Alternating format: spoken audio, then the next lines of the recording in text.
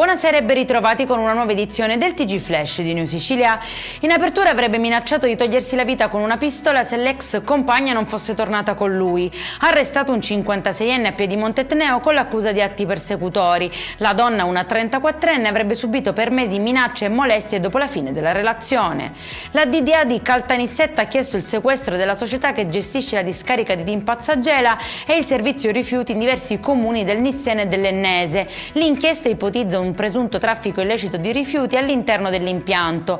Tra gli indagati anche il manager della società.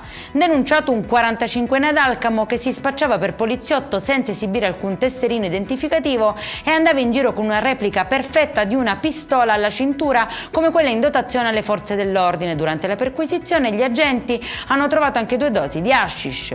Controlli rafforzati ad Augusta per la festa del patrono, chiusa un'attrazione abusiva installata ai giardini pubblici. Si trattava di un tiro a segno privo di autorizzazioni e ritenuto potenzialmente pericoloso per i passanti.